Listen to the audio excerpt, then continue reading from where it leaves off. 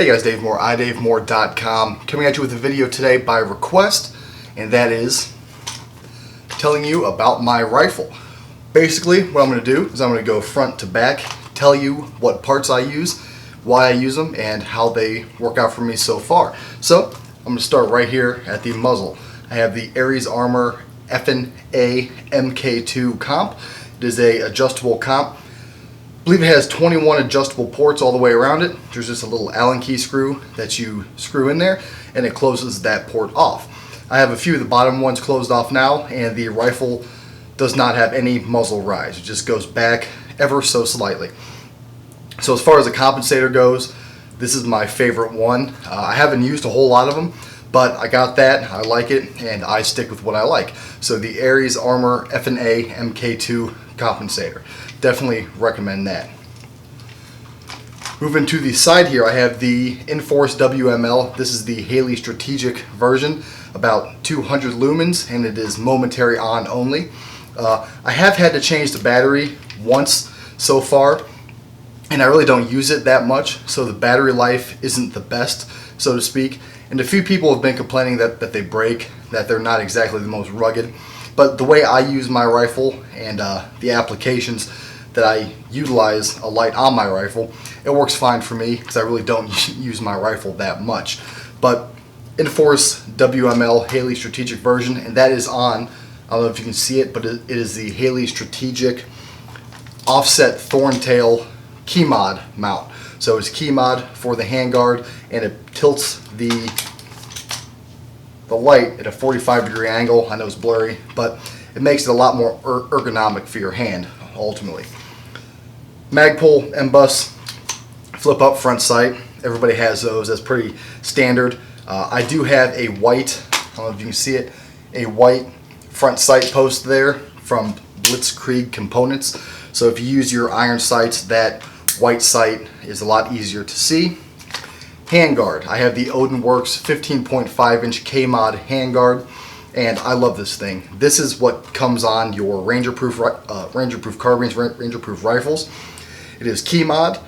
It's very light, and it attaches to the barrel nut with 6 screws, so it is not going to come off. Once it's on there, it is on there very, very solid. So the Odin Works 15.5-inch K-Mod handguard, definitely recommend that one. I do have another handguard here from SLR Rifle Works, and I'm going to install that and try that out. But for what I have on my rifle right now, it is the Odin Works K-Mod handguard. Moving down, I have the grip stop, the B5 Systems grip stop. This is the K-Mod version. It is a shorter, more compact version.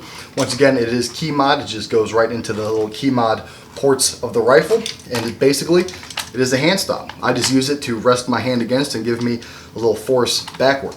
I really like it. It isn't as bulky as the Magpul AFG. It's real light. It doesn't really matter though, and it's just a nice platform for your hand. So the grip stop by B5 Systems.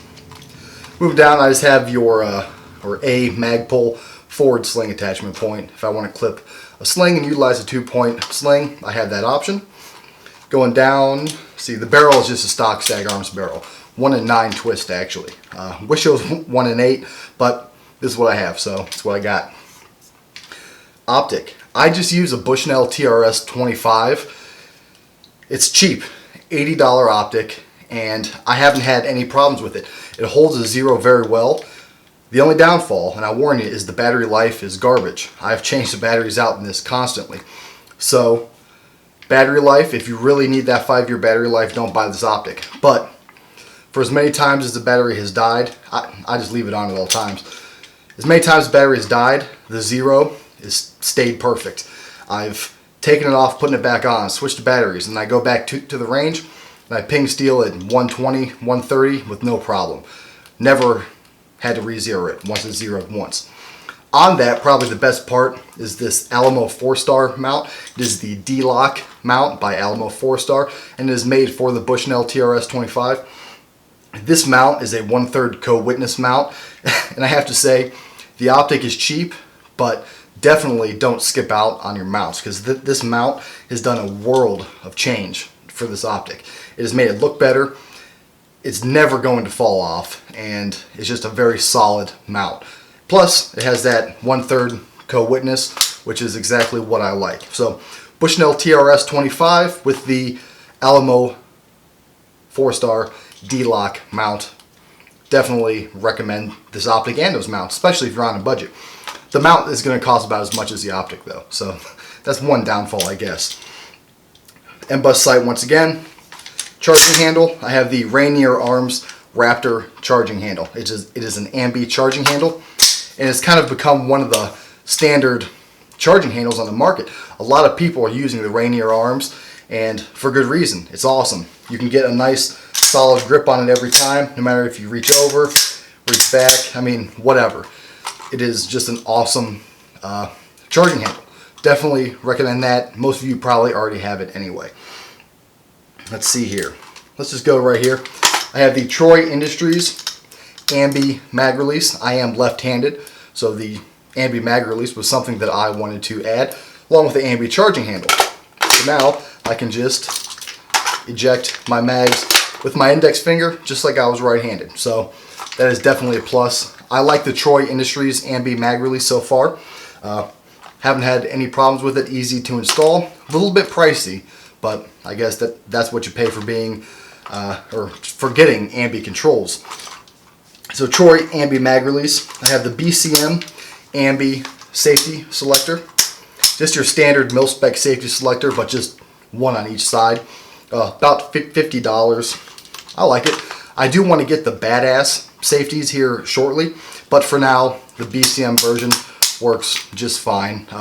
Whether you are left or right-handed, it's probably good to have Ambi controls, because if you ever switch from right to left-handed, whether it's around a corner or what have you, you have those Ambi controls, especially Ambi safeties. I think everybody should have Ambi safeties and an Ambi charging handle. Ambi mag release, obviously not as important, but I was buying parts, so I figured I might as well just go ahead and get the Ambi mag release also. Receivers, upper and a lower, are Stag Arms. This was the Stag Arms rifle that I kind of Frankensteined into my own little piece here. So Stag Arms. Other side here, I have the Odin Works. This is their enhanced mag release. So if you are right-handed, that gives you a bigger platform to hit your mag release. Plus, if you're left-handed like me and you do the whole thumb strip, it gives you a nice big platform to just hit and pull that mag out, so it makes it easier for both left and right-handed people. The grip is just your standard Blackhawk grip that I won in a giveaway. I do not like the Mil-Spec grip. I think it's too small, and whenever I go to operate the trigger, I have to use my finger like this. With a bigger grip, I can get more of a flat bar with my finger. So the Blackhawk grip, no problems with it, can't complain. I'm sure it's relatively affordable also. I got mine for free. On the bottom side, I have a Magpul aluminum enhanced trigger guard that is engraved with We the People and a little American flag. A little something I added on. I don't really wear gloves when I shoot, but I figured I'd get the enhanced trigger guard because it was engraved and it looked cool. Magazines, I use Hexmags and PMags. These are the only two magazines that made it through the Iraq Veteran 8888 test. When he did a magazine test video. Hexmags and PMags are really all I use. So Hexmags are cheap too. You can get like two for $30, and you can get these little fancy grippy things. So Hexmags or PMags are all I use in my rifle. Coming to the opposite side here, I have an engraved dust cover. Where is that? Also, this says 3%er. We are everywhere. This is a little something I got on Amazon. Figured it was kind of cool, so I got it. I do not use a bad lever because I'm left-handed and the bad lever would just get in my way. So if you're right-handed, you probably would want to try out the bad lever, but being left-handed, I have no use for it. Moving on to my sling attachment, I have the Magpul ASAP sling attachment. Pretty much one of the industry standards in the single-point sling attachments. I like it. It's a little loud, so if you're trying to be super quiet, it might rattle a bit, but I don't really care about that. You might. So, Magpul ASAP single point sling mount. My stock, I have the Battlelink Minimalist stock. This is the Mil-Spec sized tube stock. They also sell in a commercial size tube, so you gotta watch out. If you were to buy this stock, make sure you get the Mil-Spec version of it. So, Battlelink Minimalist stock. I kind of have all this on here because I was going for a really lightweight build, and this rifle comes in about 5.5 to 6 pounds, I believe. And this stock is one of the lightest on the market, if not the lightest.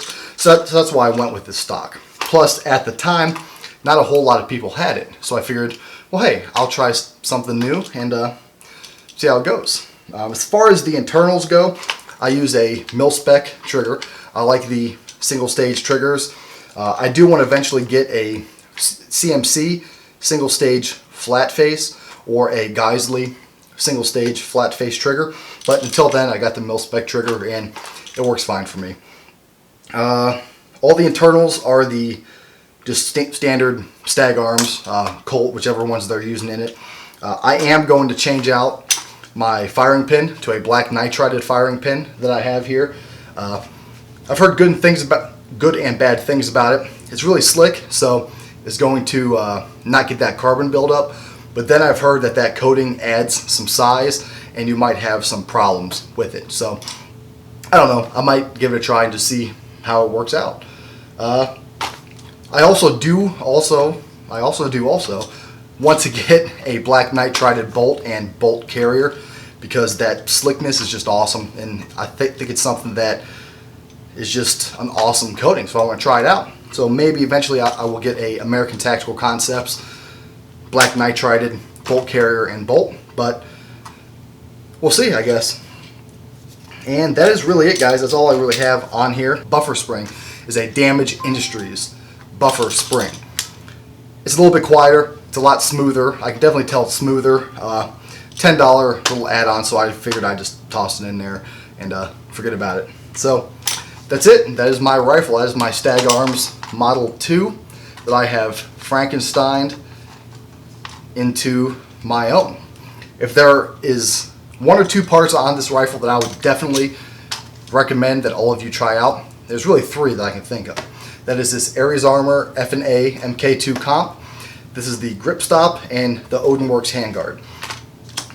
Really, those three things are what make my rifle, and just the comp itself makes this rifle shoot just so flat. It's really unbelievable.